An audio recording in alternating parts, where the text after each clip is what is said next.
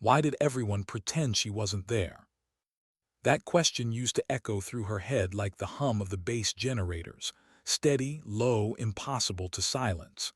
Every morning she'd walk past the rows of recruits laughing too loud, clinging to their pride like it was armor. And she, Sarah Danvers, would roll her mop bucket down the corridor, quiet, invisible, and perfectly on time. They said she was just the cleanup crew. That was the joke. The label. The punchline whispered between half-finished cups of coffee and rust-stained locker doors. But she never corrected them. Maybe that was her first mistake. Or maybe it was her greatest act of discipline. The truth was, she'd stopped explaining herself years ago. There was no point in trying to teach respect to people who measured worth in stripes and noise. So she let them laugh. She let them dismiss her as the girl with the mop and the name tag. Because if they weren't looking at her, they wouldn't see what she was really doing. Every morning before dawn painted the sky gray, Sarah arrived at the base. Her coveralls were clean, though faded at the cuffs. Her boots old but polished. Her eyes steady, sharp, never hurried. She moved like someone who had already lived through worse days and found them survivable. The young soldiers didn't notice that kind of walk. They only noticed confidence when it came with volume. "Make sure the briefing room shines, Danvers," a sergeant called once, tossing her a rag like a bone to a stray dog. The others laughed, their amusement bouncing off the metal walls. She caught the rag midair without flinching. Folded it. Set it neatly on the cart. No expression. No reaction. Just calm. To them it was silence. To her it was control. They didn't know her. They didn't know what silence cost. When the halls emptied, when the noise faded, and her footsteps became the only sound against the tile, she would let her shoulders drop. Just a little, just enough to breathe. She wasn't broken, no, that word didn't fit her. But she was tired. Tired of being overlooked, tired of pretending not to hear what people said, tired of carrying a story no one cared to ask about. Because once, before the mop and the bucket, Sarah had worn another uniform. Different cut, different weight, one that came with responsibility you couldn't joke about. Back then, she had been the one who watched patterns unfold across screens in a dim operations room halfway across the world. Her world had been data, intercepts, whispers buried in static fragments of coded chatter she had to stitch together before anyone bled. It wasn't glamorous, it wasn't loud. It was math, instinct, and nerves of steel. She had called out enemy positions before they moved, saved convoys before they even knew they were in danger. Until the day she didn't.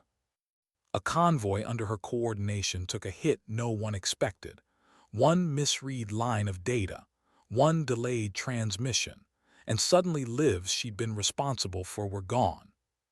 Her superiors called it unforeseeable. She called it unforgivable. The reassignment was labeled temporary. Support staff until further review. But months bled into years, reviews were forgotten, records sealed, the silence became permanent. That's how she ended up here, mopping floors for officers who didn't know her name. Sometimes she caught glimpses of herself reflected in the polished floors she cleaned, not the reflection of a janitor, not really.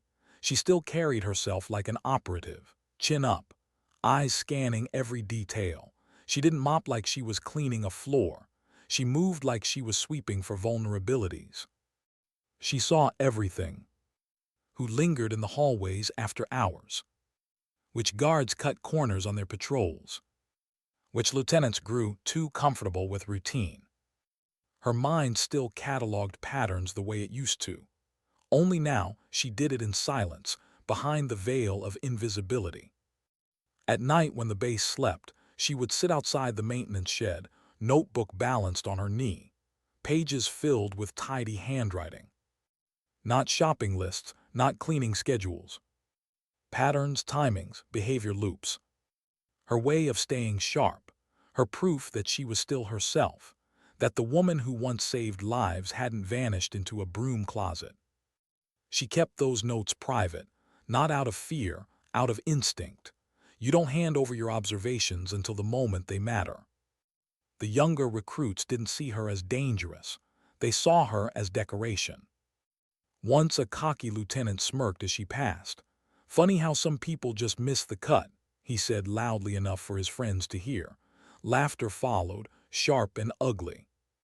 Sarah kept walking, the mop handle firm in her grip, her posture upright.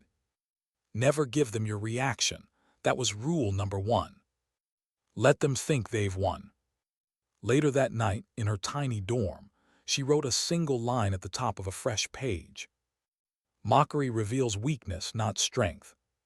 She closed the notebook, slept soundly. The next day began the same way they all did, too early, too quiet. The base smelled like metal and disinfectant. The morning air cut cold through the corridor vents.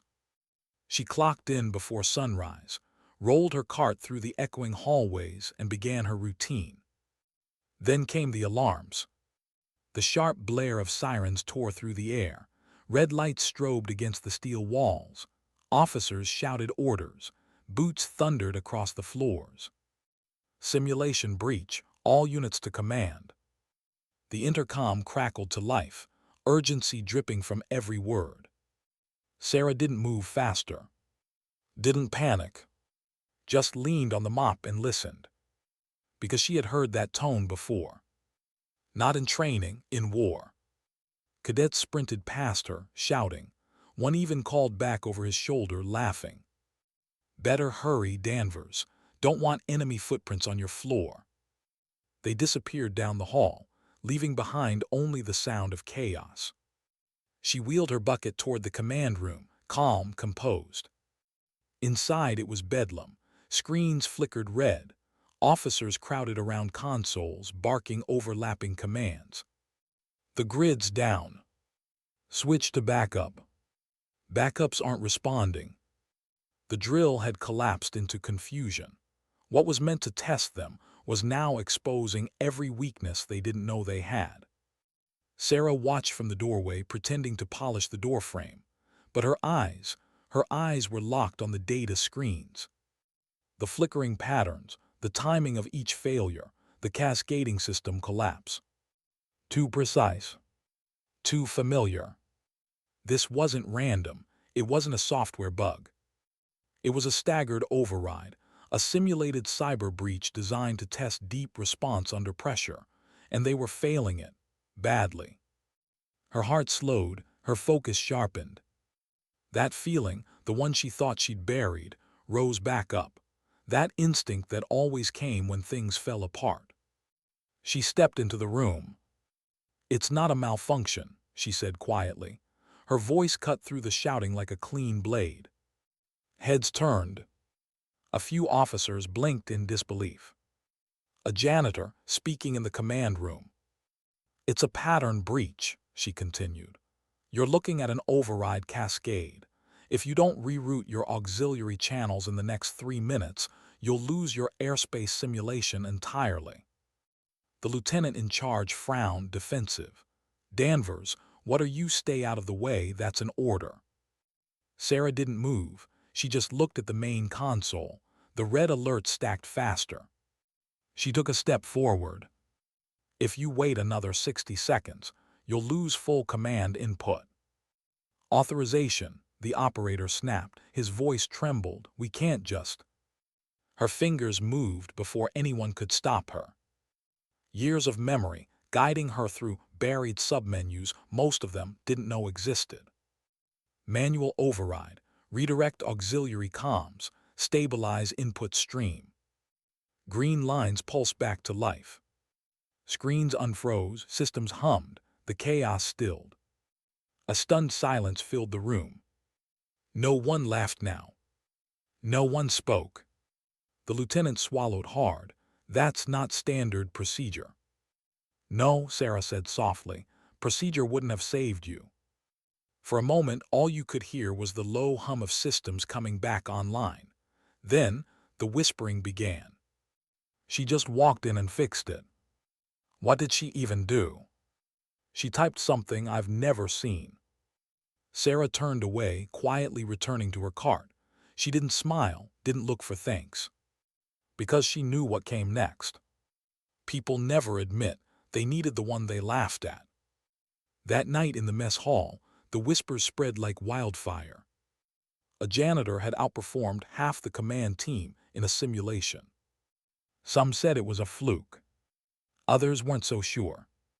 Sarah sat alone at the corner table, her tray untouched. She could feel their eyes, the confusion, the curiosity. But she just stared at her black coffee, watching the surface ripple under the hum of conversation. The next morning, the same sergeant from before leaned against the railing where she scrubbed. "Nice trick yesterday, Danvers.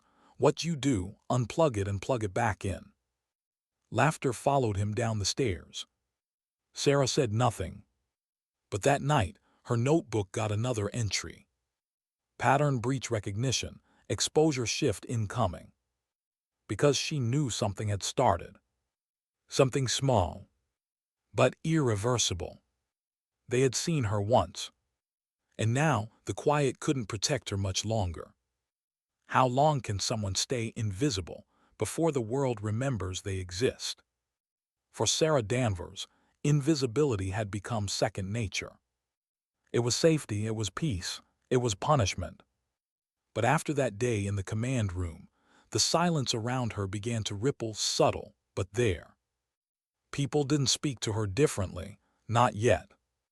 They just looked longer. Like she had shifted slightly out of the frame they had placed her in, and now they didn't know where she fit.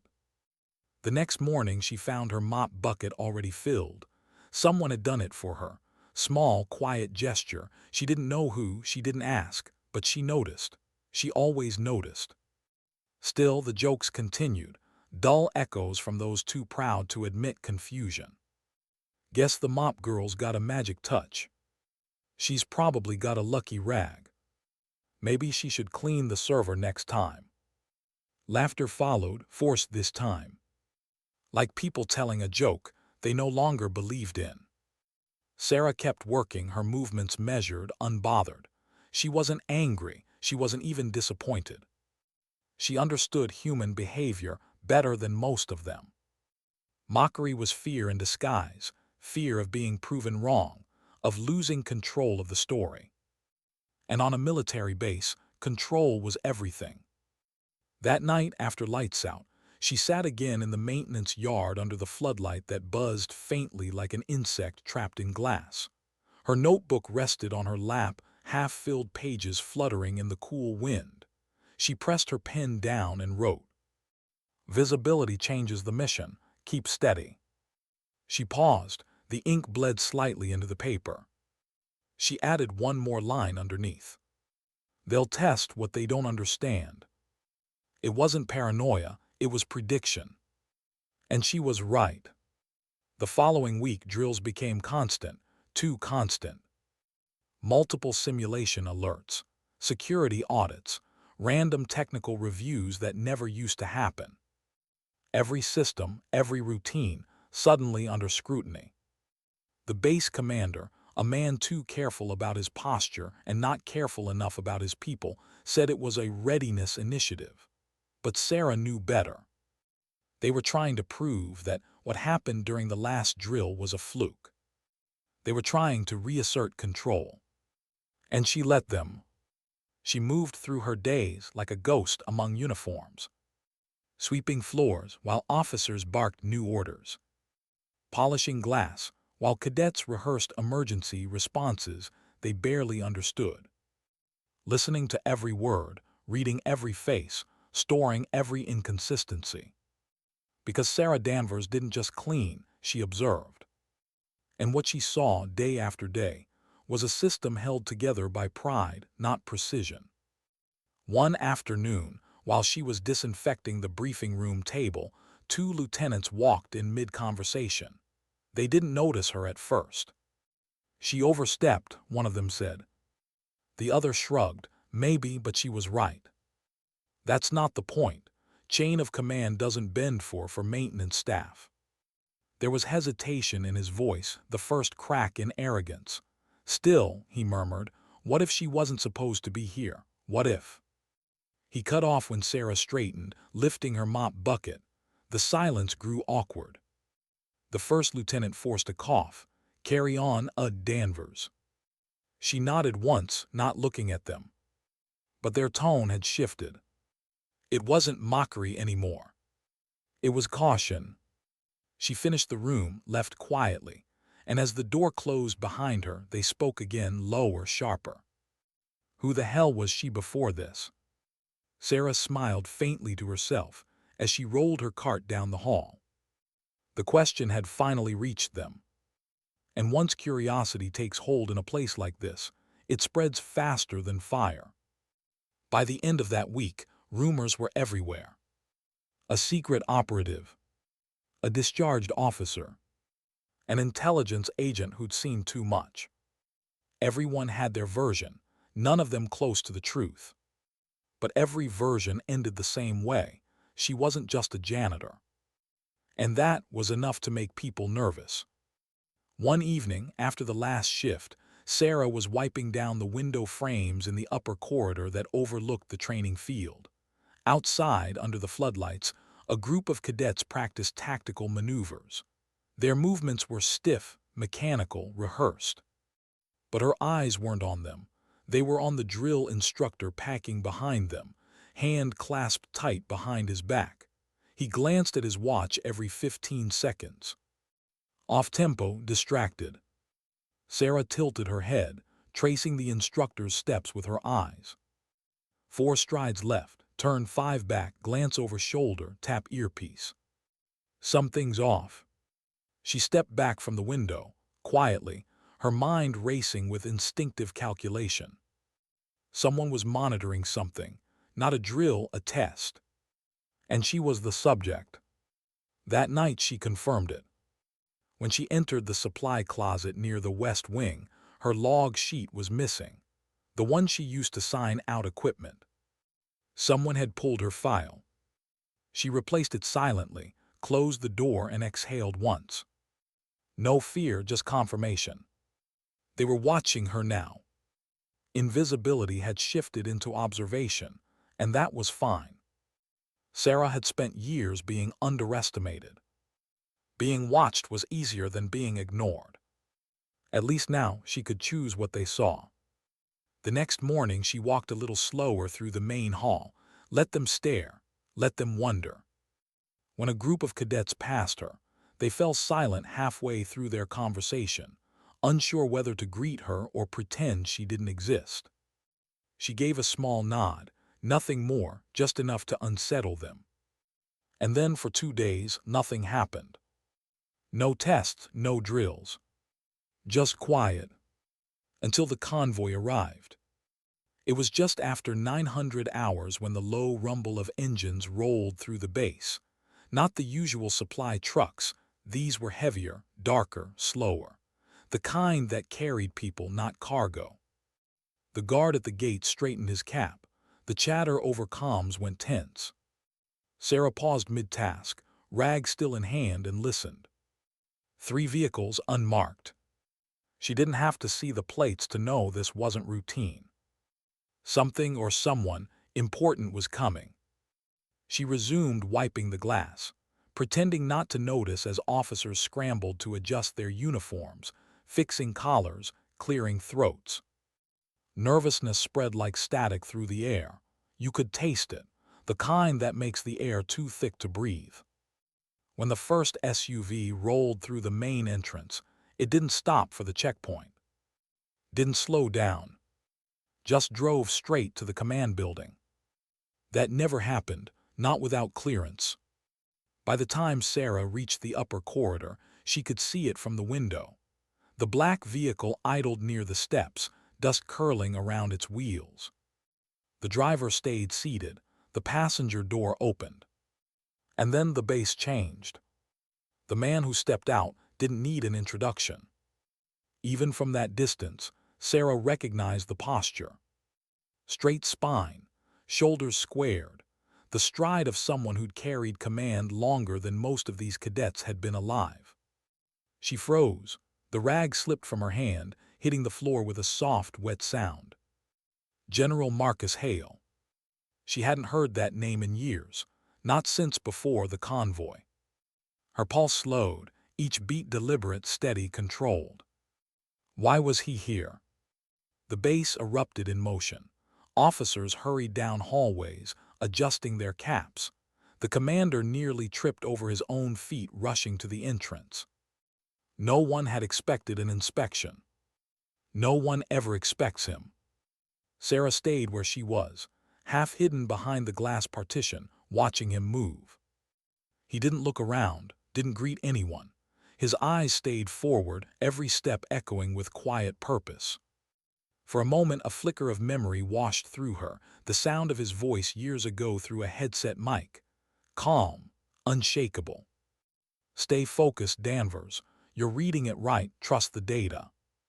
And then the static, the explosion, the convoy. She shut the memory down, not now. When he disappeared inside the command building, Sarah went back to work mechanically, quietly. Her reflection stared back at her from the glass, pale and unreadable. But beneath the calm surface, her mind was a storm. Hale wasn't the kind of man who made unannounced visits.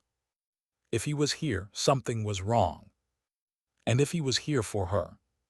She shook the thought away. For the rest of the morning, the base hummed with nervous energy.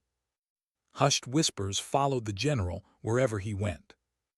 Rumors sprouted faster than facts. Inspection, evaluation, dismissal. No one knew. But everyone felt it, the shift in gravity, the weight of his presence pressing down on the air. By noon, the general had already toured the control rooms, the flight deck, and the armory. Every officer scrambled to make things perfect. And in that chaos, Sarah continued her quiet loop through the corridors, unnoticed but everywhere. Near the end of her shift, she found herself in the hallway outside the command center, again. Same floor she had been mopping the day of the simulation. Same door she had stepped through uninvited. Only this time she didn't move. She stood still, mop in hand, staring at the reflection of the closed door. Inside, voices murmured. General Hale's tone was unmistakable, low, clipped, composed. She couldn't make out the words, but she didn't need to. The rhythm told her everything. He was disappointed. And someone in that room was about to feel it. The door opened suddenly. 2 junior officers exited, faces pale. They didn't look at her as they passed. A moment later, the general stepped out. He stopped mid-stride.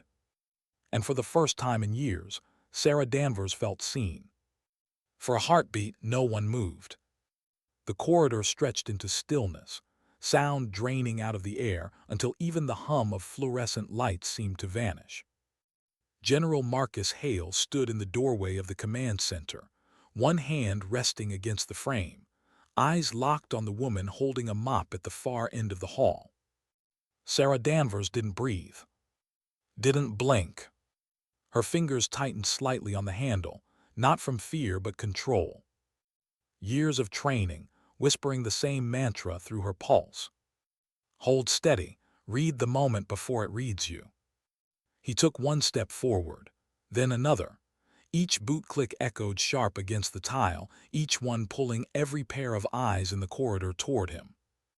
The officers nearby stiffened, uncertain whether to salute, to move, or to vanish. None of them understood why the general had stopped. Danvers. The name left his mouth like a command, clipped and unmistakable. Not dampers, not cleanup, Danvers. Murmurs rippled down the hall. Did he just wait? He knows her. Sarah straightened slowly, her back aligning with the invisible line of discipline she'd never really lost. The mop rested against the wall. She didn't answer, not yet. She just watched him, the way soldiers watch a horizon before dawn, knowing something irreversible is about to rise. Hale stopped in front of her. He was taller than she remembered, Or maybe she was just smaller now, shrunken by years of quiet. The lines at the corners of his eyes had deepened. Authority leaves wrinkles where time alone cannot. But the eyes were the same cold precision, hiding something almost human beneath. "It's been a long time," he said, his voice low enough that only she could hear. She gave a single nod. "Yes, sir." The officers behind him exchanged bewildered glances. No one dared speak, but curiosity thickened the air like fog. The janitor just called a general, sir, not out of protocol, out of history. Hale's jaw tightened. "What are you doing here?" It wasn't accusation. It was disbelief, the kind that carried regret inside it. Sarah met his gaze. "My assignment, sir, support staff." She said it plainly, no bitterness, no apology. For a moment his expression didn't change. Then his eyes softened almost imperceptibly, as if remembering something painful. "Who signed that order?" She hesitated. "Does it matter?" He studied her in silence, reading the lines of her face, the faint scar near her temple, the one no one on this base had ever asked about. Finally he exhaled through his nose, slow and deliberate. "It shouldn't have happened." The words hung there, heavy enough to bend the air. Behind him, the base commander cleared his throat, forcing authority back into the moment. "General Hale, if you'll come this way, we've prepared." Hale lifted a hand. The man fell silent instantly. His eyes never left Sarah. "You fixed the breach simulation last week." It wasn't a question. She didn't deny it. "Yes, sir." "You bypassed 3 levels of authorization." "I rerouted them." He gave the faintest nod, a shadow of a smile tugging at the corner of his mouth. "Of course you did." The hallway remained frozen in disbelief. A janitor discussing system overrides with a general as equals. Hale stepped closer, his voice low again. "Why didn't you tell anyone who you were?" Sarah looked past him, to the end of the hall where sunlight pooled through the glass.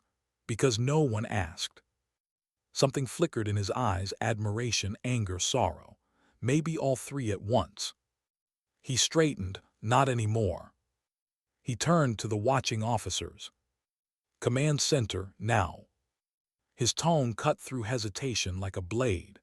They scattered, leaving Sarah standing alone in the middle of the corridor. When he looked back at her, the authority in his expression hadn't softened, but the edges had changed. It was the look of a man who'd found something he thought he'd lost. "Walk with me," he said. She followed. They moved through the hallways in silence, boots and soft soles in sync. Every soldier they passed snapped to attention, not because of her, of course, but because of him. And yet she noticed something strange. Each salute, each nod, each quick retreat, they weren't just for the general. Eyes darted toward her too, uncertain, searching for an explanation. By the time they reached the observation deck overlooking the airfield, the wind had shifted. Storm clouds were rolling in from the north, low and bruised. The light turned silver, washing the world in the color of old memory. Hale stopped near the railing. He didn't look at her right away. "When the convoy was hit," he said quietly, "I read the report myself." Sarah's shoulders tensed. She hadn't heard anyone mention that word in years. Convoy.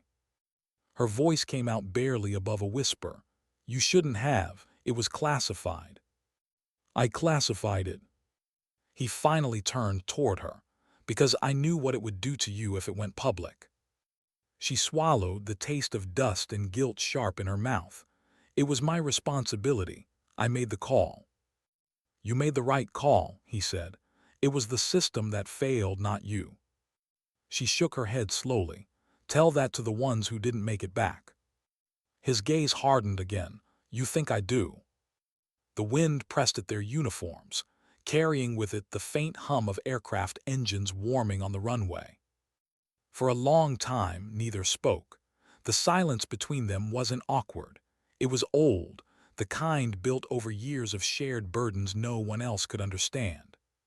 Finally, she broke it. "Why are you here, sir?" Hale leaned on the railing, eyes tracking the horizon, officially to assess readiness. He paused, unofficially, to find out why one of the best intelligence officers I ever trained is mopping floors on my base. Her breath caught just for a second. She steadied it, because I accepted my reassignment. "No." He shook his head. "You accepted exile." She said nothing. The wind answered for her, rattling the metal around them. Hale turned fully toward her, his voice lowering. "I should have pulled you back then. But politics, the board wanted a scapegoat and you gave them silence." "That's what they needed." "That's what they wanted," he corrected. "There's a difference." For the first time since he'd arrived, something cracked in his tone, not anger but guilt. And in that tiny fracture, Sarah realized he wasn't just here to reclaim an officer. He was here to make something right. He studied her again, as though the years had blurred the image he'd carried in his mind. "Do you still write everything down?" She blinked, surprised. "You remember that?" "I remember you filled more notebooks than anyone in your unit." Her lips twitched into the faintest smile. "Still do." He nodded once. "Good, because what comes next you're going to want to keep track of." The words hung there, heavy with implication. She didn't ask what he meant. She didn't have to. Every instinct she'd ever honed whispered the same thing. The waiting was over. When they returned to the command center, the room snapped to attention. Screens glowed. Officers stood lined along the walls, uncertain whether to salute or stay still. Hale entered first, Sarah behind him. The commander, red-faced, sweating, stepped forward. "General, if I may, this civilian." "She's not a civilian," Hale cut in. "She's Lieutenant Sarah Danvers, 3rd Intelligence Division, Operation Falcon Glass." He turned his head slightly, voice sharpening. "Or did none of you bother to read your own history modules?" The silence that followed was absolute. Sarah stood motionless, eyes fixed ahead. She didn't flinch, didn't seek validation. But the room felt it. The weight of names and missions whispered like legend, suddenly real and standing among them. Hale moved to the central console. "Yesterday, your network drill collapsed in under 5 minutes. You know who kept this base from flatlining?" He gestured toward her. No one spoke. The commander's face drained of color. Hale's tone cut deeper. "While you were following checklists, she was reading patterns you don't even have clearance to see. While you were laughing at her, she was keeping this facility functional." Someone shifted uncomfortably near the back. Hale noticed, turned his gaze like a spotlight. "You think leadership is rank. It's not. It's endurance." He let the words settle, then faced Sarah again. "You still up for command work?" Her throat tightened. The answer rose before she could think. "Always, sir." "Good." He looked at the stunned officers. "You'll coordinate directly with me until further notice." The commander sputtered. "General, this is highly irregular." "So is competence," Hale snapped. "Adapt." He didn't raise his voice. He didn't need to. Authority didn't shout. It carved the air quietly. He turned back to Sarah. "Report to the war room at 1600. "Yes, sir." And then, without ceremony, he walked out, leaving a room full of speechless soldiers staring at the woman they'd mocked for years. Sarah didn't look at them. She simply retrieved her notebook from the cart near the wall, closed it, and held it against her chest. Her eyes drifted once more to the mop leaning against the doorway. It stood there, a silent witness to the years she had carried herself beneath notice. She reached out, steadied it upright, and whispered under her breath, almost like a promise. "Mission complete." Then she walked away. Outside, the afternoon sun had broken through the clouds. The air smelled like jet fuel and rain. A transport aircraft lifted from the runway, its engines rumbling through her chest. For the first time in years, the sound didn't make her flinch. It made her stand taller. Recognition wasn't the reward she wanted. It was the closure she never thought she'd get. But even as the warmth of vindication flickered somewhere deep in her chest, she felt something else rising with it: responsibility. Because being seen again meant being needed again. And Sarah Danvers never turned away from duty, no matter what name they gave her. As she crossed the tarmac toward the operations wing, cadets moved aside to let her pass. Not mockery now. Not pity. Something else: quiet respect, laced with the shame of realization. She didn't look at them, didn't smile, didn't need to. Respect isn't earned through noise. It's built in silence, one act at a time. And somewhere, watching from the balcony above, General Hale allowed himself the smallest exhale, the kind that sounds almost like relief. He'd brought her back into the light. But he also knew the truth. Once light finds you, it never lets you rest again. What happens when the quiet one finally speaks? The war room was colder than she remembered. Metal walls, glass panels, digital maps pulsing like heartbeats. Everything was sharper now: the light, the whispers, the glances that followed her as she entered. Sarah Danvers stood at the threshold, her reflection caught in the glass table that stretched across the center of the room. No mop, no cart. Just a notebook under one arm, and the faint hum of uncertainty filling the space. Lieutenant Danvers, one officer muttered, tasting the title like it didn't fit.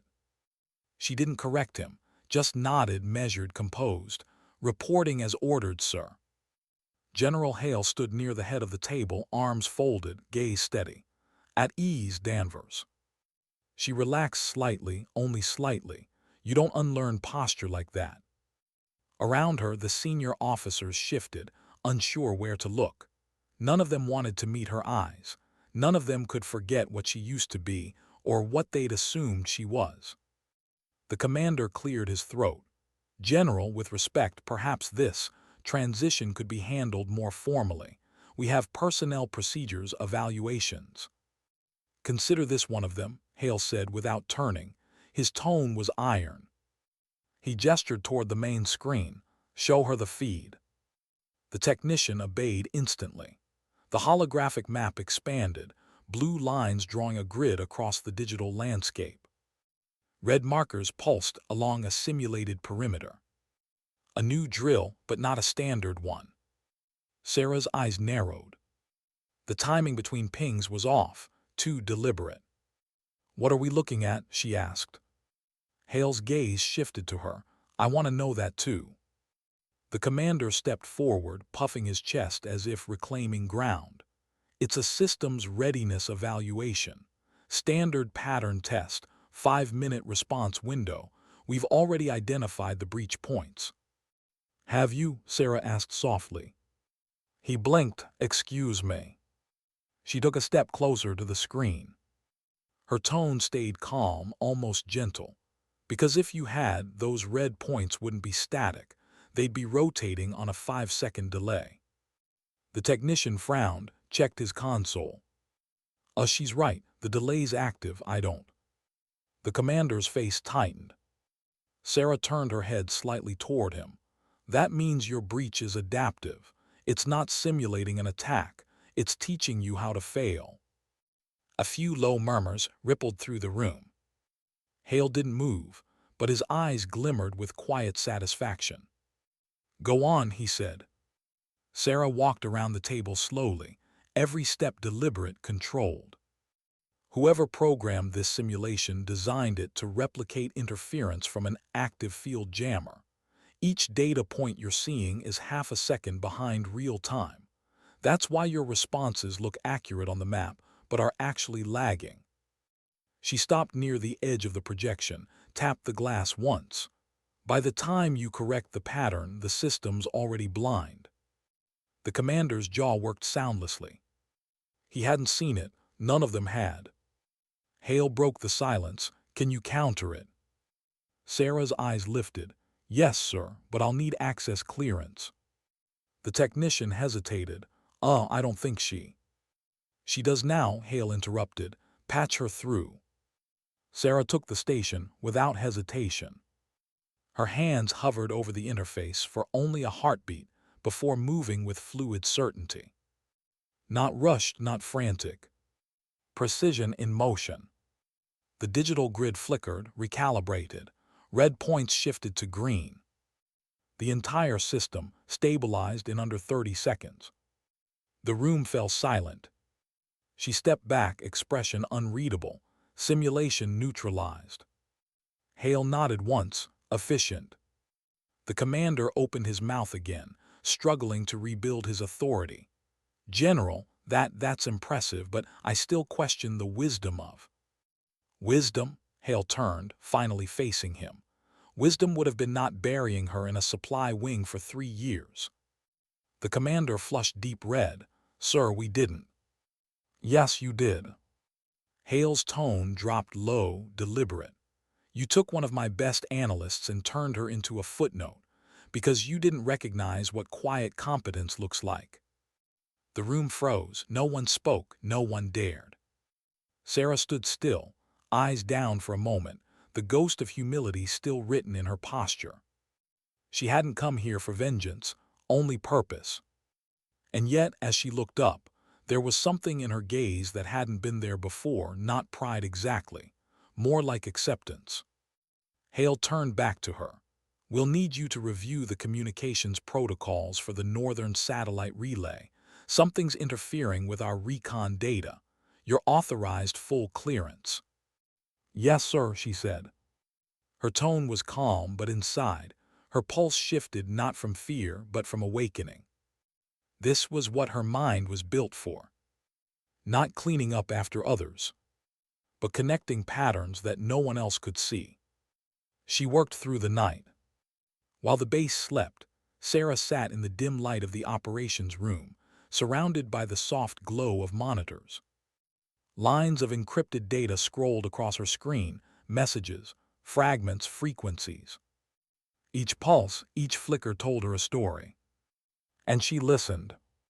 She found the interference, a relay misaligned by less than half a degree, nothing anyone else would have noticed, but that margin was enough to distort the satellite feed and cascade through the network. A technical fault, yes, but not accidental. Someone had set this up. Not maliciously, sloppily. A new recruit, maybe, someone untrained, but it told her something more important. The base wasn't ready for what was coming. She leaned back in her chair, rubbing her eyes. The quiet hum of the systems felt comforting, like the heartbeat of something familiar. For the first time in years, she wasn't pretending to belong. She did belong. And yet the weight of it pressed down too. Being seen again meant being exposed again. And exposure always carried a cost. Her eyes drifted to the far wall where the reflection of her own face looked back, faint, ghostly in the glass. She whispered to it, barely audible. Don't get used to this. Because she knew better than anyone, recognition doesn't last. It fades as quickly as it arrives. The next morning, the atmosphere on base had changed. When she walked through the corridor, people moved aside. Some saluted awkwardly, others nodded stiffly. No jokes, no whispers, only the uncomfortable silence of realization. It wasn't respect yet. It was adjustment. The human mind doesn't pivot easily when the narrative breaks. And Sarah Danvers had broken theirs. She reached the mess hall just before dawn. The coffee was burnt, the toast too dry, but it didn't matter. She ate in silence at a side table, the same one she'd always used. From across the room, a few cadets stole glances, whispering. She caught fragments. Used to mop the floors here. Fixed the network in 30 seconds.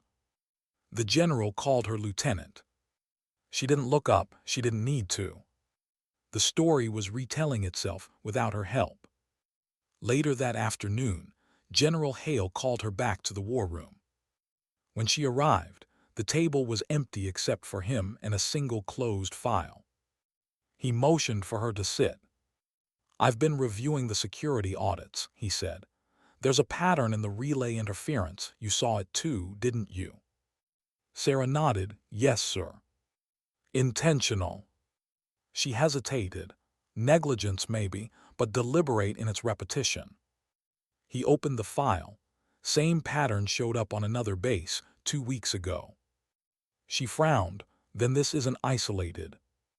No, Hale said, and I need someone I trust to track it. Sarah's breath slowed. Trust.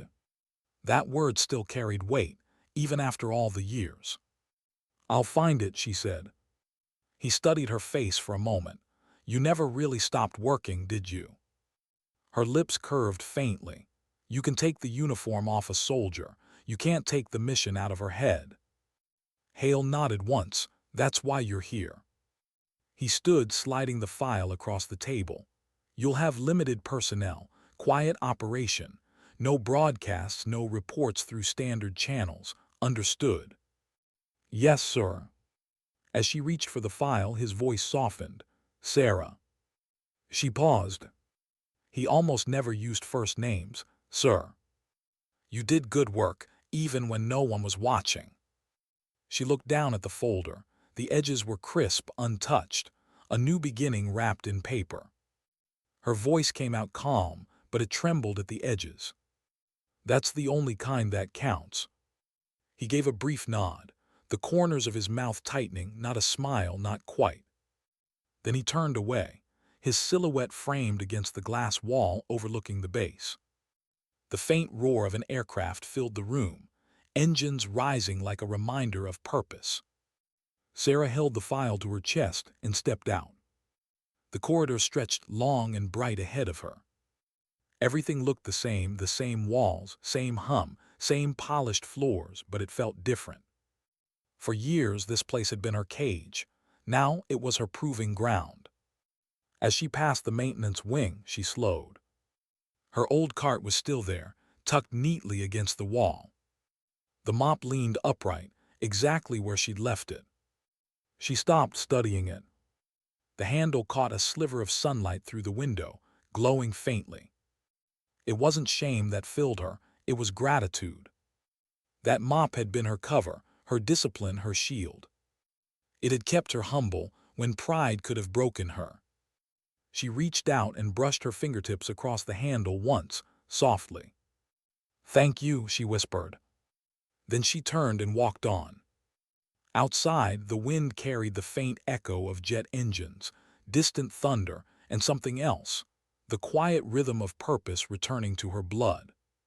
Sarah Danvers was no longer the woman they had ignored. But she wasn't the hero they expected either. She was something rarer, something quieter, a reminder that dignity doesn't demand applause. It just endures. And deep down, she knew this was only the beginning. What if the danger wasn't outside the base, but inside? That thought had lingered in the back of Sarah's mind since the moment she'd seen the relay patterns. Sabotage didn't always mean explosions or traitors. Sometimes it meant something quieter, someone not doing their job, someone making a choice to look the other way. Negligence is a kind of betrayal too. She learned that the hard way. The sky that morning was pale gray, the air sharp with the scent of jet fuel and wet concrete. The base buzzed with movement, drills, orders, reports, but beneath the noise something felt off. The rhythm was wrong. Sarah moved through the corridors, the file tucked under her arm. Inside it, lines of data, timestamps, and coordinates pulsed in her mind like a second heartbeat. She didn't need to open it anymore. She'd memorized every entry.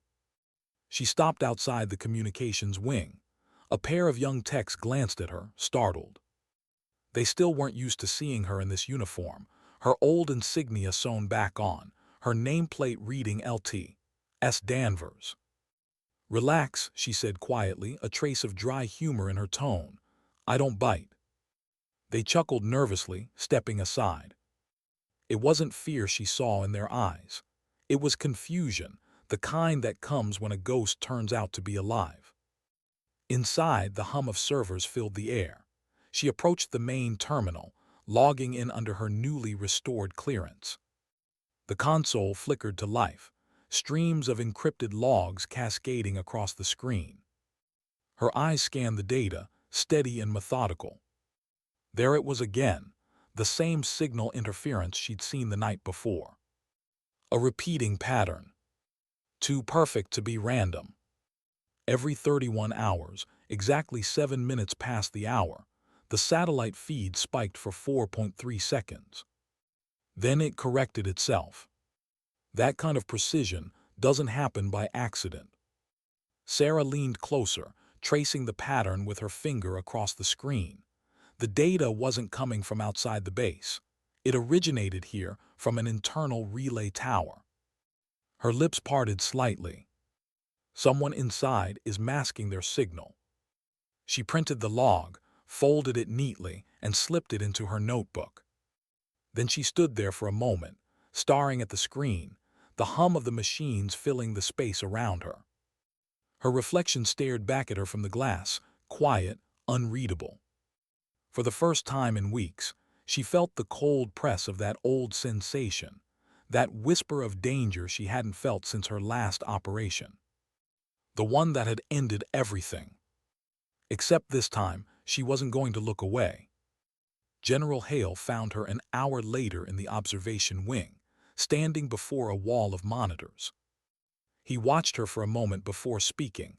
"You haven't left that room since dawn." She didn't turn. "There's something wrong with the comms relay." He stepped closer. "Define wrong." Sarah held up the printed log. Recurrent signal spikes, localized, precise, patterned, origin, internal tower 7. Hale frowned. "Maintenance issue." "No," she said softly. "Deliberate input." He studied her face. "You're certain?" "I'm certain." The room went quiet except for the low hum of machinery. Hale exhaled, his expression tightening. "You think it's sabotage?" "I think it's someone trying to hide a transmission." Her tone didn't waver, but her heart beat slower, not from fear, but from focus. Hale crossed his arms. "You'll investigate quietly." "Already started," she said. A flicker of something, approval, maybe pride, passed across his face. "Danvers," he said, "you always had the instinct for the unseen." She gave a faint half-smile. "It's the only kind that matters." By evening she had a plan. The relay tower 7 logs would need a physical check. Not a system scan, not an administrative audit. Someone had to go there, to the edge of the base, where the tower stood half-forgotten among rows of steel and concrete. She didn't request backup. Too many people meant too many eyes, and she wasn't sure who she could trust.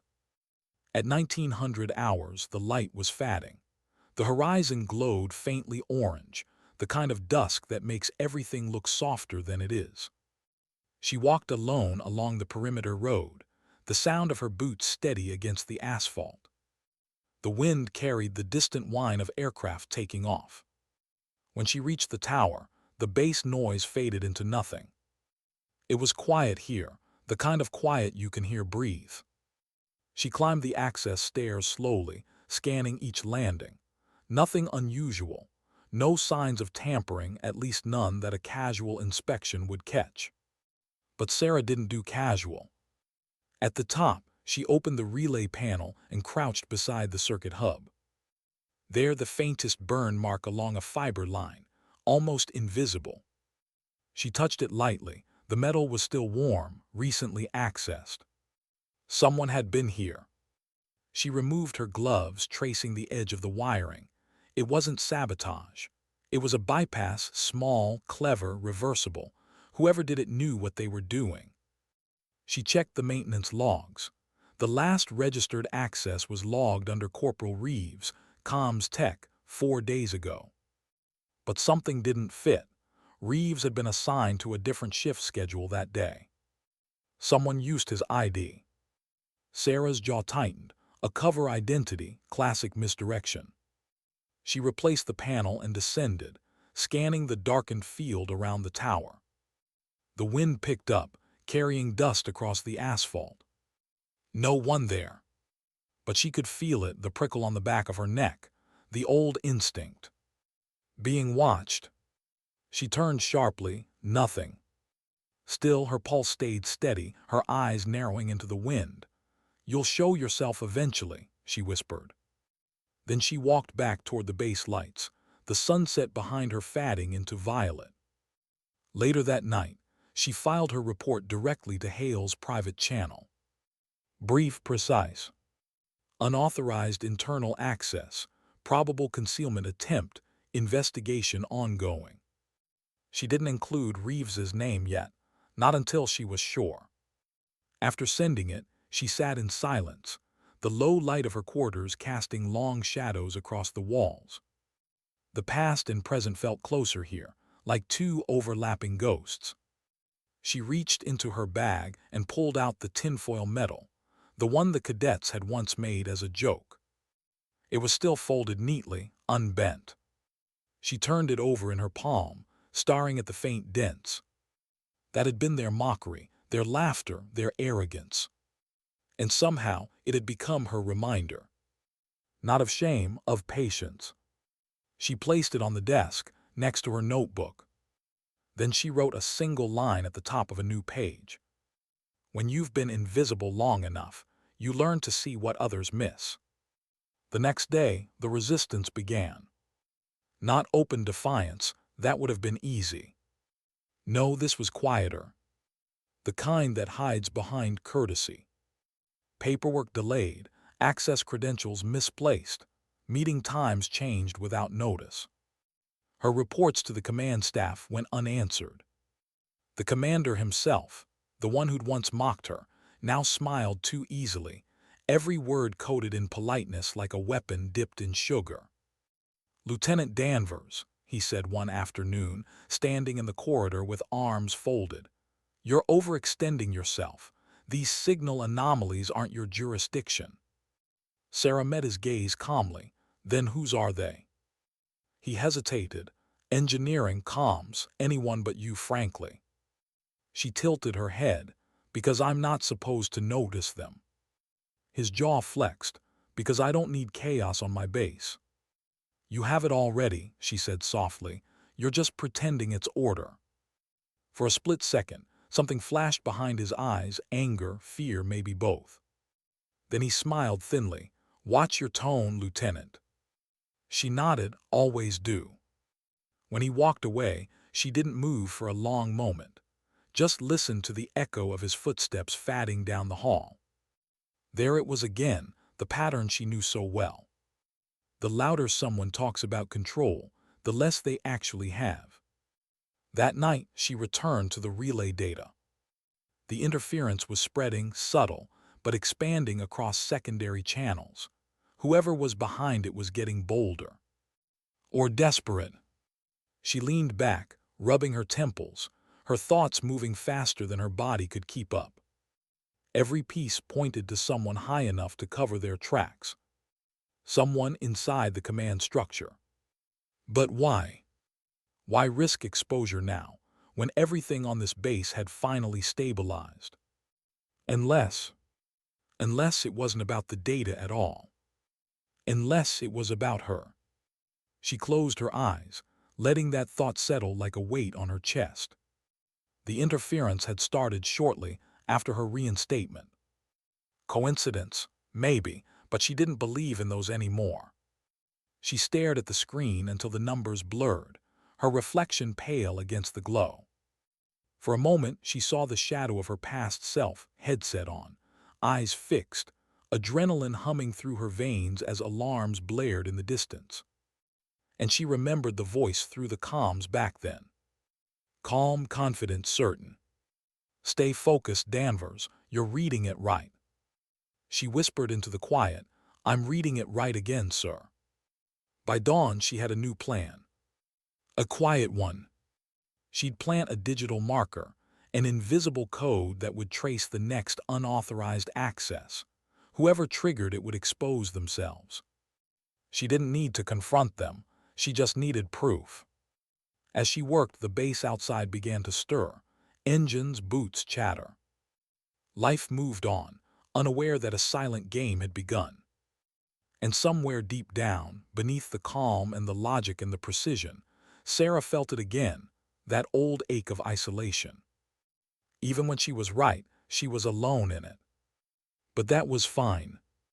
Alone was where she did her best work. Because Sarah Danvers wasn't here for validation. She was here for truth. And truth, like her, didn't need to shout. It just waited for the noise to die down. How do you catch someone who knows how to disappear? That was the question Sarah Danvers asked herself as she leaned over the console, eyes fixed on the silent hum of data crawling across the monitor. The trap was set, her invisible code embedded deep within the relay's access logs, waiting for movement. All it needed was time. She sat in the operations room long after the others had gone. The overhead lights dimmed automatically at 2300 hours, plunging the space into a cool half-darkness. Shadows stretched across the glass walls, flickering faintly with the pulse of server lights. Her reflection stared back at her from the screen, steady, patient, unblinking. Wait, she told herself, patience is precision. At 23:42 it happened. A flicker, a single line of code activating in the silent current. Someone had accessed the relay system again. Her pulse slowed, not sped up. That was how she knew she was still in control. She leaned forward, typing quietly, tracing the signal as it threaded through the network. The marker followed, invisible and silent. 3 seconds later, it landed, a local terminal, section B12. The maintenance wing. Sarah's brows knit slightly. Maintenance. The irony didn't escape her, the same wing she once spent years in mopping floors. She smiled faintly. Full circle, she murmured. She downloaded the coordinates onto her datapad and stood. The chair rolled back softly. No noise, no hesitation. Her boots whispered against the tile as she left the room. The maintenance wing was almost empty at this hour. The air carried that familiar scent, metal, oil, the faint trace of bleach. She spent enough nights here once to recognize every echo. When she turned the corner, the flicker of a monitor light caught her eye. Someone was inside one of the service rooms. She moved silently, stopping just short of the doorway. The figure inside sat hunched over a console, typing quickly, too quickly. The glow of the screen cast harsh blue light across his face. Corporal Reeves. Her jaw tightened. His ID had been used once already 4 days ago. She suspected it was a cover, but here he was, the man himself. She stepped into the doorway. "You working late, Corporal?" He jumped, nearly knocking over his chair. "Lieutenant, I was just." She nodded toward the screen, accessing Relay Tower 7 again. He froze, the blood draining from his face. "Ma'am, I was told." "By who?" No answer. His hands twitched at his sides. Sarah's voice stayed calm, quiet. "You're good with systems, Reeves. Too good to be sloppy. So why are you logging unauthorized access under your own ID?" He swallowed hard, eyes darting toward the floor. "Please, ma'am, it's not what you think." "I'm listening." He hesitated, torn between fear and something heavier, guilt. When he finally spoke, his voice cracked. "It's not sabotage, it's my brother." Sarah blinked. "Your brother?" "He's stationed overseas," Reeves said, words tumbling out now. "In a black zone. We haven't had contact in weeks. I found a back channel through the relay grid. It's restricted, I know, but it's the only way I can get a signal out." Silence. Sarah stared at him, the truth sinking in slowly. He wasn't a traitor, he was desperate. Her voice softened. "You've been risking the base's security for personal contact." He nodded miserably. "I didn't mean any harm, ma'am. I masked the transmissions, kept them short. I just needed to know he was alive." Her instinct told her to reprimand him. Protocol demanded it. But something inside her, something older, deeper, held her still. She'd been where he was once watching people vanish behind silence. The ache of not knowing, the way it eats you alive. She exhaled quietly, her eyes dropping to the floor for a moment. You could have caused a system-wide blackout. I know, he whispered. I couldn't. Stop, she finished for him. You couldn't stop yourself from trying. He nodded, shame etched into every movement. Sarah stepped closer, lowering her voice. Reeves, look at me. He hesitated, then met her gaze. I get it, she said softly. But what you're doing isn't just dangerous for you. If your transmission had synced wrong, you could have compromised the whole relay network. Lives depend on those feeds. I know, ma'am, his voice broke. I thought maybe. Hope doesn't make us reckless, she said. It makes us responsible for what we risk in its name. The words surprised even her, but they were true. She could see them land in him like truth always does, quietly, painfully. He nodded, eyes glassy. I'll stop, I promise. You'll do more than stop, she said. You'll help me fix the signal damage you caused. No reports. No punishment, not yet. You'll earn back your clearance by cleaning this up. His eyes widened. You're not going to tell command. Not if I can help it, she said. But understand something, Corporal, I'm not covering for you. I'm giving you one chance to make this right. He straightened, relief mixing with fear. Yes, ma'am, thank you, ma'am. Sarah nodded once. Meet me at the comms hub at 600, don't be late. Yes, ma'am. As she turned to leave, his voice stopped her. Lieutenant. She glanced back. Why are you helping me? Her expression didn't change. Because someone once helped me when I didn't deserve it. Then she walked away, her silhouette fading into the blue light. Back in her quarters, Sarah sat on the edge of her bed, staring at the faint scar on her hand. She hadn't thought about that other day in years, the one where her own mistake had cost lives. No one had covered for her then. They just quietly buried her behind menial work and silence. And maybe that was why she couldn't do it to him. Because sometimes, justice isn't about punishment. It's about giving someone the chance you never got. She opened her notebook and began to write. Mercy isn't weakness. It's control, choosing not to become what hurt you. She stared at the line for a long moment, then underlined it once. The next morning, Reeves arrived early, eyes red, shoulders tense. Together they worked through the system logs, correcting frequency deviations, cleaning residual data trails. He followed every instruction, hands steady, breathing shallow. By noon, the relay network was stable again, the interference gone. On paper, the problem was solved. But Sarah knew better. Every system that breaks leaves behind a shadow, a mark. And this base had too many shadows already. When she submitted her final report to Hale, it was concise. Issue resolved, cause human error corrected.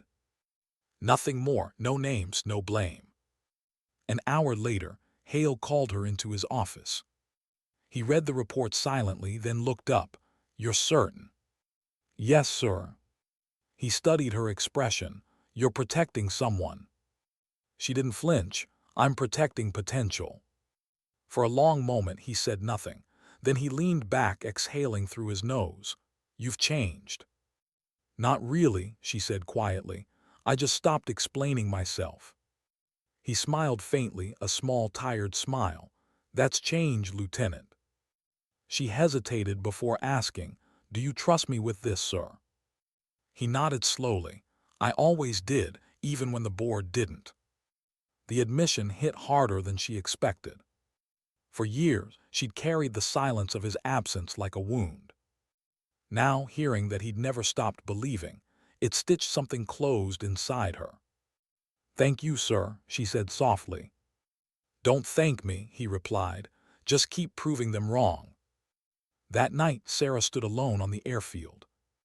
The wind was sharp, carrying dust across the tarmac. In the distance, aircraft lights blinked against the sky like slow-moving stars.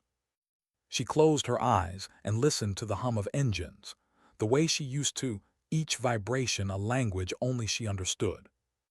Behind her, footsteps approached. She didn't turn. "Did you know I'd get caught?" Reeves's voice was quiet, tentative. She smiled faintly. "You weren't as invisible as you thought." He stopped beside her, staring out across the field. "Why did you trust me?" "Because you came clean," she said. "That's more than most do." He nodded slowly. "I won't waste it." "I know." They stood there in silence for a moment, a lieutenant and a corporal, two ghosts of different kinds.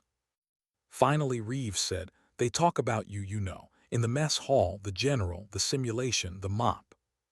She chuckled softly. "Do they?" "They say you never broke, not once." She looked out toward the horizon. The faintest hint of dawn was rising again, pale blue bleeding into the dark. "Everyone breaks," she said. "Some just don't let it show." He glanced at her, curious. "And you?" Her eyes stayed on the sky. "I broke years ago. I just learned how to keep walking after." The wind tugged at her sleeve. The engines thundered again in the distance. For a moment, everything around them felt suspended, still, weightless, sacred. Reeves spoke quietly. "You think they'll ever see you for what you are?" She smiled faintly, the kind of smile that holds an entire lifetime behind it. "They don't have to. I see it now." He didn't understand, not fully, but he nodded anyway. "Good night, ma'am." She watched him walk away, his shadow stretching long across the concrete. Then she turned back to the sky, whispering under her breath, half to herself, half to the ghosts that still lingered there. "You don't need to be seen to matter. You just have to keep doing what's right when no one's looking." The words drifted into the wind, swallowed by the roar of another departing jet. And for the first time in years, Sarah Danvers felt at peace, not because the past was gone, but because she had finally learned to live beside it. What happens when doing the right thing makes you the enemy? Sarah Danvers had always believed that silence was protection, that if you stayed measured, stayed patient, you could outlast anything. But silence had limits. On the base, rumors traveled faster than radio waves. By morning, the whispers were everywhere. Danvers hid something. She covered for someone. The general's pet project is untouchable. No one said it to her face. They didn't need to. The air told her everything. Doors stopped opening as easily. Eyes avoided hers in the corridors. Her clearance request suddenly took longer to process. It wasn't overt, not yet. It was bureaucracy turned into punishment. That's how the system fights back when it can't accuse you out loud. General Hale noticed first. He called her to his office late in the afternoon. The blinds were half-drawn, sunlight slanting across the desk in harsh lines. "Sit down," he said. She did. Her posture was straight, hands resting on her knees. He studied her for a long moment, expression unreadable. "You're making people nervous." Sarah almost smiled. "That's not new, sir." "This is different," he said quietly. "The commanders filed for a review of your reinstatement." She didn't flinch. "On what grounds?" "He's calling it procedural oversight. Says your position wasn't cleared through Central Command." "It wasn't," she said. "You reinstated me directly." He nodded once. "That's why he's using it." Sarah's eyes drifted toward the window. "He wants me gone." "He wants control," Hale said, "and you threaten that." Silence stretched between them. The faint hum of an air vent filled it like background static. Finally Sarah asked, "What do you need me to do?" Hale leaned back, crossing his arms. "Exactly what you've been doing. Work, observe, be better than the noise, but be ready, this won't stay political. It'll get personal."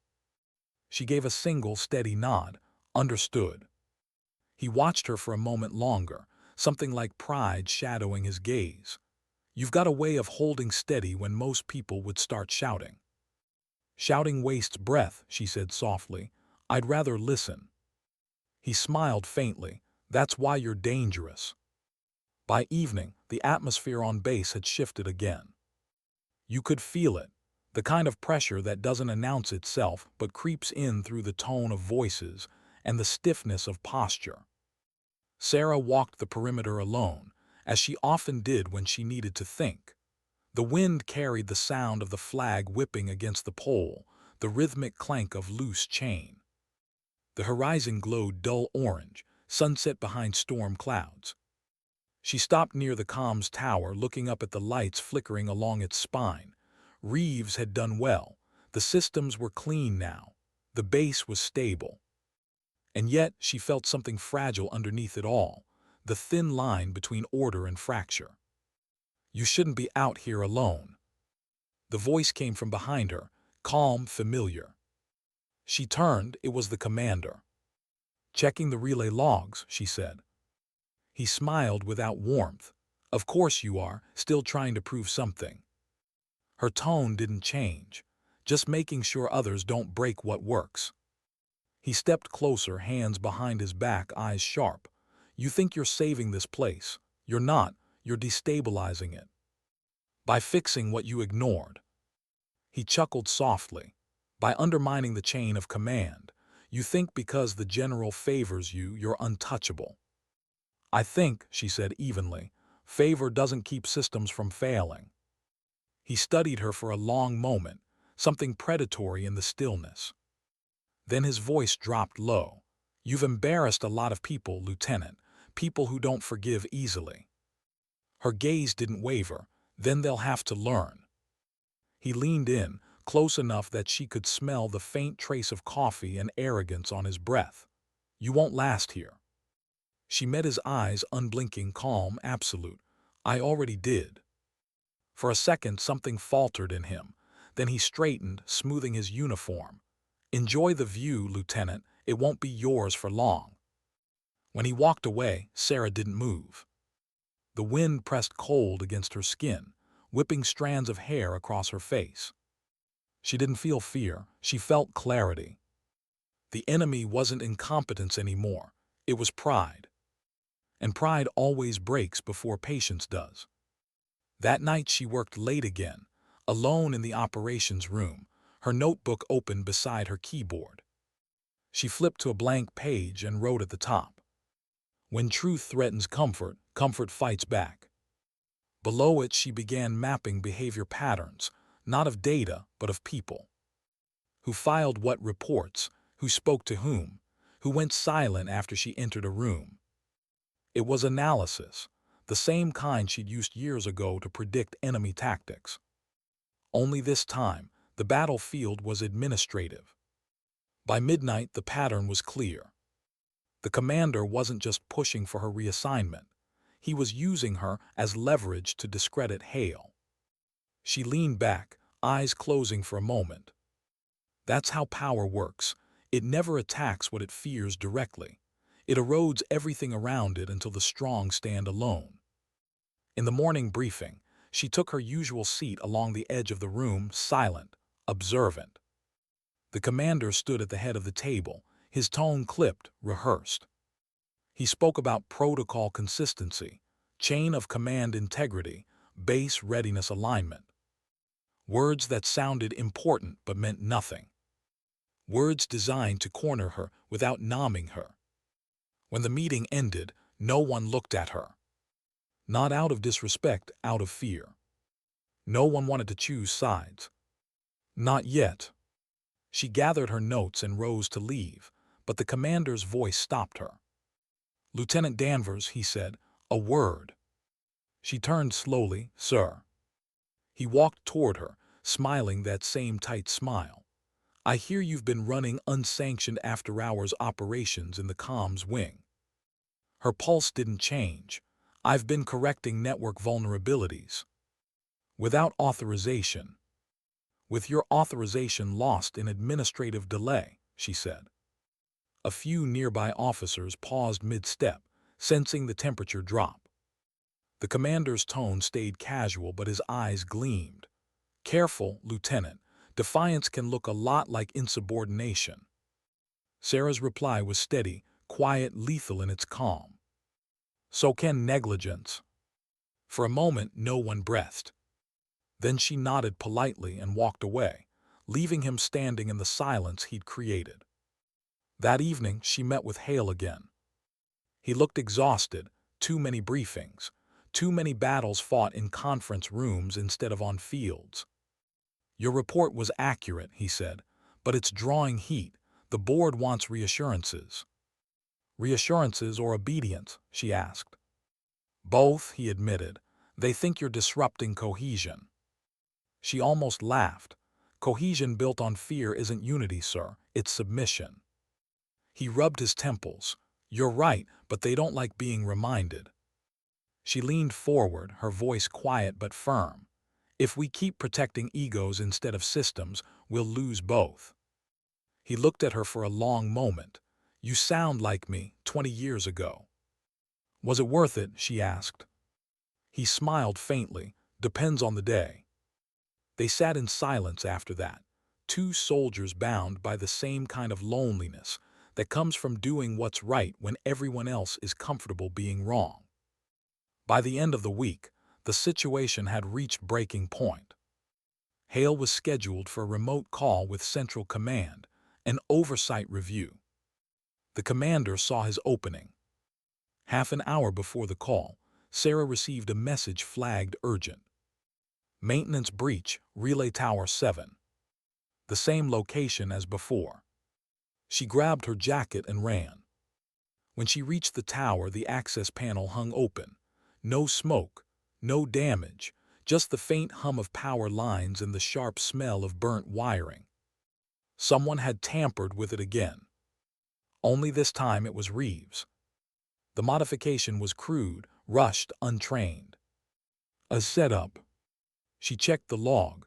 Her own ID was listed as the last access. A trap.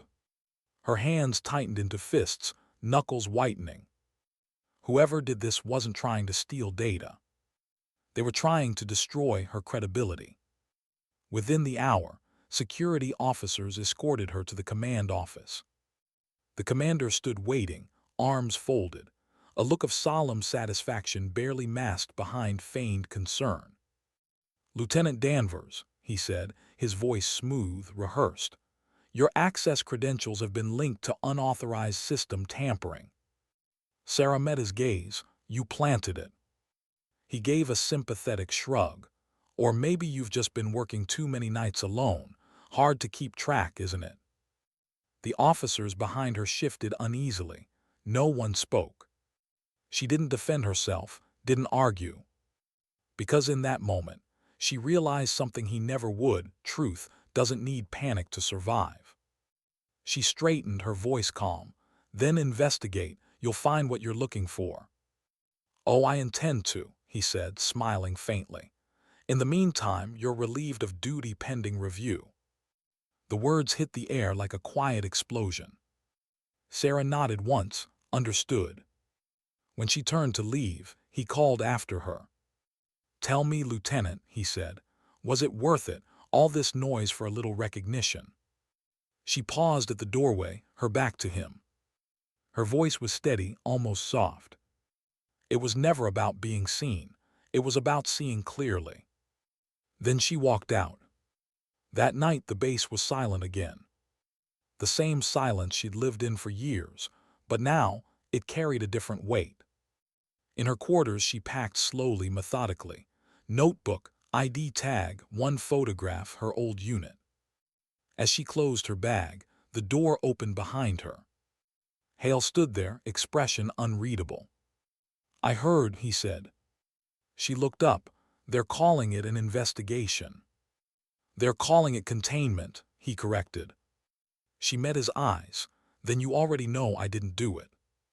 I do, he said, but belief doesn't carry as much weight as paperwork. She gave a small, tired smile. It never does. He stepped closer, his voice quiet. I'll fix this. She shook her head.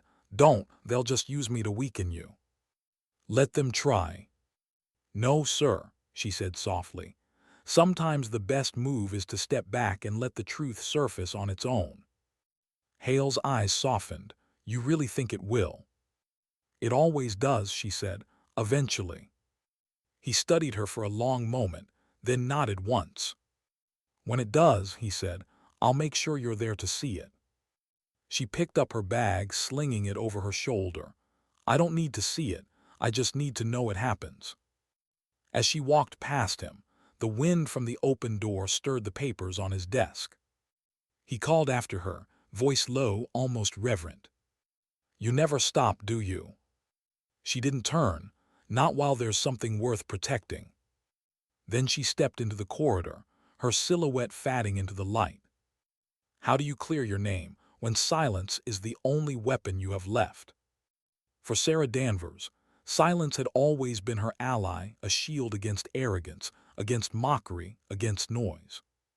But now that same silence felt heavy, almost suffocating. The base was quieter than usual. People spoke in low tones, avoided her eyes. The investigation had spread like smoke through every corridor, curling under doors, filling every shadow. No one said her name out loud anymore.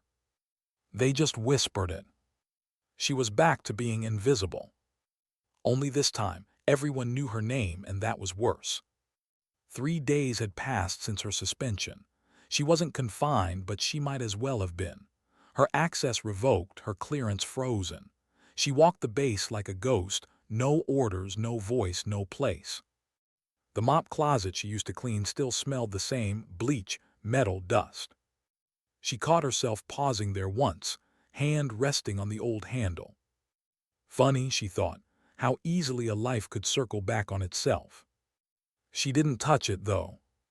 Not this time. Some ghosts don't need resurrection. General Hale fought for her, of course. She heard through whispers that he'd gone to Central Command, argued for hours, but the board didn't move fast. Bureaucracy never does. And the commander, he moved faster. He'd already reshaped the story. The logs, the evidence, the carefully framed narrative. Danvers was unstable, obsessed, overreaching, dangerous in her autonomy. People believed it because it was easier to believe a story they'd already told themselves. The mop girl who'd risen too far, too fast. But not everyone. Reeves avoided her at first, ashamed, but guilt always finds its courage eventually. He found her sitting outside the hangar that night, staring at the runway lights glowing like fallen stars. Ma'am, he said, voice shaking, I need to tell you something. She looked up, quiet, patient. Go on. It wasn't just your ID they used, he said. They cloned your credentials off the backup mainframe. Only a command-level access could have done that. Sarah's gaze sharpened. You're sure? He nodded, positive. I traced the ghost signature. It roots through the commander's administrative console. For a moment she just sat there, letting the truth settle in her bones. She expected it, of course, but expectation doesn't soften betrayal. Then it's over, she said. He frowned. You're going to report him. She shook her head slowly. No, not yet. Ma'am, he's framing you. You can't. I can, she said, standing, and I will, but the truth needs to walk in by itself, not be dragged. He didn't understand, not fully, but he nodded. Sometimes faith doesn't need explanation. It just needs someone to hold the line. The next morning, she walked to the observation deck. The sun was rising, pale light spilling over the tarmac. The wind was sharp, the kind that wakes you up whether you want it to or not. Hale found her there, his face drawn, eyes bloodshot. He looked like a man carrying too many unspoken battles. They're reviewing the logs today, he said, but the commander's already submitted his report. I know. I can appeal, he said. I can. You shouldn't, she interrupted softly. Not yet. He frowned. You think I should let them bury you again? She looked out toward the horizon. Sometimes you have to let people dig their own graves before you stop them. He studied her face, saw something there he recognized, not defeat but strategy. You're waiting for something, he said. Proof, she replied, the kind that can't be denied. Hale sighed. You always did prefer patience over confrontation. She smiled faintly. It's quieter that way. He gave a small laugh, dry and weary. You know, you've made more enemies by staying calm than most soldiers do by shouting. Then I'm doing something right. He nodded once, then looked out toward the runway with her. When this is over, he said quietly, they'll rewrite this story, they always do, make it cleaner, easier to explain. She glanced at him, then make sure you tell it right. He looked at her, something like pride in his eyes. I intend to. That afternoon, the inquiry convened. 3 board members from Central Command arrived via secure line, their faces projected across the screen in the conference room.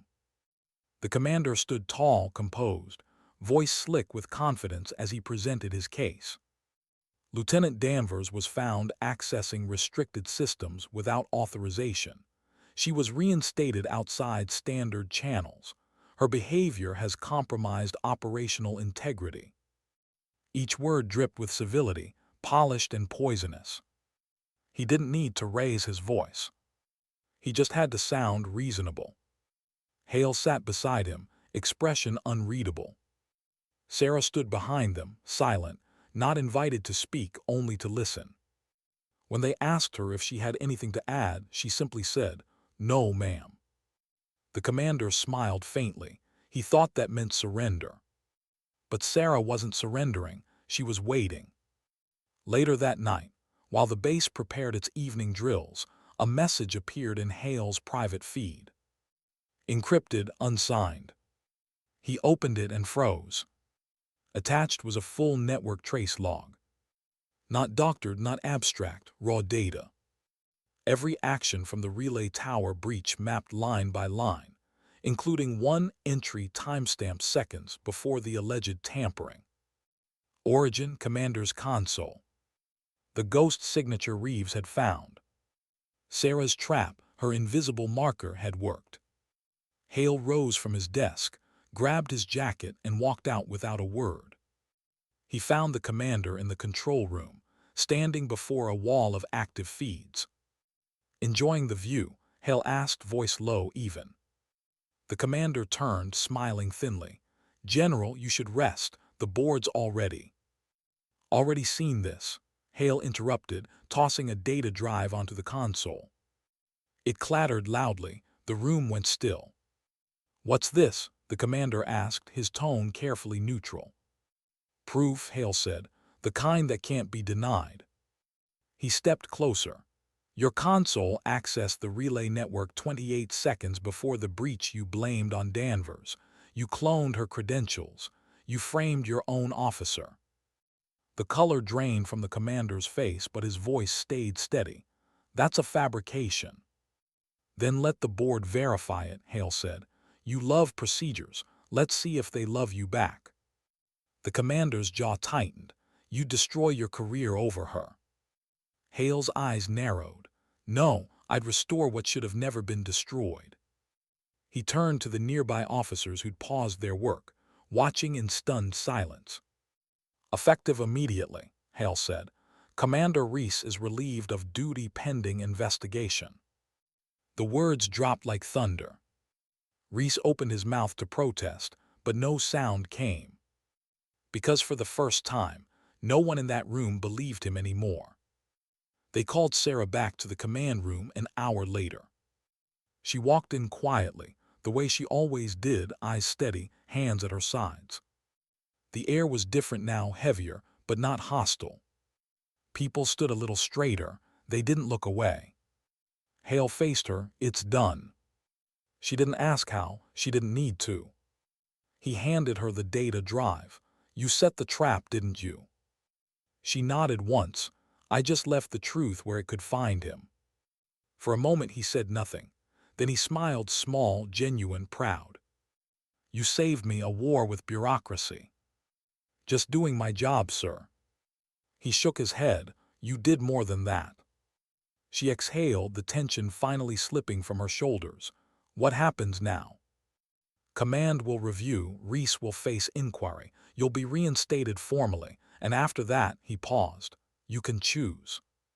She looked at him surprised. Choose. Stay or transfer, I'll approve either. She glanced around the room, the faces that once mocked her now watching with quiet respect. The hum of systems steady again. It felt complete. I'll stay, she said softly. There's still work to do. Hale nodded. I thought you might. That evening, the base was alive again. Engines roared, voices carried across the hangars. The air felt lighter, unburdened. Sarah stood outside near the maintenance wing, the same place where it had all begun. The mop cart was still there, untouched, leaning against the wall. She walked to it, her boots clicking softly against the concrete, and placed her hand on the handle. Thank you, she whispered. Not to the mop, but to the years it represented. The years of invisibility, of endurance, of quiet strength. The years that had forged her into something no rank could define. Behind her, footsteps approached, Reeves again, this time smiling. Ma'am, he said, the general asked if you'd like to join the briefing in the war room. She turned, eyes warm. Tell him I'll be right there. He nodded and jogged off, his shadow stretching long in the floodlights. She lingered a moment longer, watching the horizon fade into night. The base lights blinked like constellations in the distance. She thought of the convoy all those years ago, the explosion, the silence that followed, the mistake that had written her exile. And now this, not redemption but understanding. Because redemption was too loud a word for what she wanted. What she found was quieter, something closer to peace. Inside the war room, people stood as she entered, not in ceremony but in respect. Hale waited at the head of the table. Welcome back, Lieutenant, he said. She gave a small nod. It's good to be home. As she took her place beside him, a thought crossed her mind, not triumphant, not vengeful, just clear. All the noise, the laughter, the doubt, it had never really been about her. It was about what she represented. The reminder that strength doesn't need to shout. That leadership isn't born from titles. That sometimes, the ones everyone overlooks are the ones who keep the world from falling apart. The meeting began, voices rose, orders exchanged. But for a brief moment, Sarah let the sound wash over her, the hum of purpose, the rhythm of belonging. She didn't smile. She just breathed. Slow, steady, present. Later that night, long after the base had gone quiet, she walked alone through the empty corridors. Her footsteps echoed softly against the tile. She stopped by the glass panels outside the command room, the same ones she used to polish every morning. Now, her reflection looked back at her not as background, but as part of the picture. And in that reflection, she saw not triumph, but dignity. She whispered to it softly, her voice almost breaking with peace. Sometimes dignity doesn't speak, it simply acts. The lights hummed above her. The wind pressed faintly against the glass. And as Sarah Danvers turned away, the corridor swallowed her in soft light, not as a janitor, not as a ghost, but as what she had always been. A soldier who never stopped serving, even when no one was watching.